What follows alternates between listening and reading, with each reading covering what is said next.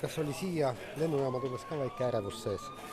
Jah, oli, et mõtlesin, millised küsimused võivad olla ja oli natuke raske nagu ennast kokku võtta, et vastata võib-olla õigesti küsimuste peale.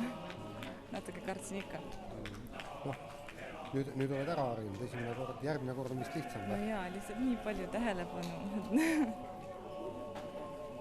Et vehklejatel üldse on tegelikult küllaltki vähe tähelepanu on, nagu siin kõnedes ka öeldi, et Eesti rahvas hakkas vaatama vehklemist, mida ta tavaliselt ei vaata, et võib-olla see ongi üks kõige suurem asi teie maailmameistrivõistluste nagu kõige suurem tähendus, et Eesti hakkab vehklemist vaatama lõpuks. Jah, võib-olla, et nüüd nagu vist meie finaali vaatasid peaaegu kõik, nagu mina saan aru, et hästi palju kommentaare oli selle pärast, et ma arvan, et jah, inimesed võib-olla nüüd hakkavad rohkem vaatama, et tähelepanu ka on nagu suurem nüüd. Kas, kuivõrd sul sellest finaali matšist on midagi meeles, et kui sa läksid nagu vehklema, kas sa suutsid oma pea täiesti tühjaks saada selleks, et ma lähen ja vehklen või sul ikkagi see kummitas natukene, see kuldmedal?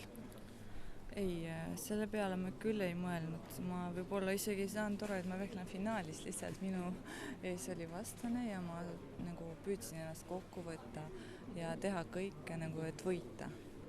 Et juba kui matš juba käis, siis ma nagu mõtlesin, et mingi konkurents oli ja ma mõtlesin, et ma saan nagu võita. Et rääkisid ka, et vaatasid oma paigutust ja need, kes sulle vastu tuleb, et see tabel oli ikkagi küllaltki jube ju tegelikult. Jah, tabel oli jube, aga ma vaatasin seda ühe korra ja mõtlesin, et rohkem ma ei vaata. Nüüd ma vaatan ainult nagu järgmise matši peale, et kui ma võidan, siis juba vaatan, kes tuleb järgmine, et edasi ma ei vaadanud. Sellepärast ma teadsin, et seal on nagu raskem ja raskem. Aga nüüd on ikkagi sul lõpuks kohale jõudnud, et sa oled maailmameister? Veel mitte. Ma ei tea, nagu sellised tunded, ma ei tea.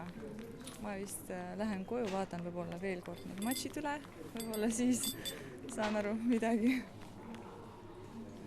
No, kas see maailmameistri tiitel langetas pinget või hoopis ajas hamba verele, et sunnib sind rohkem tööd tegema, et üks ei jääks ilma teiseta? Ma arvan, et küll see sunnib rohkem tööd teha ja rohkem trenni, et nüüd ma pean nagu mingid tasemed nagu ka näitama oma vehklemises. Et ma loodan, et mul see õnnestub ja minu vehklemine pärast näitab seda.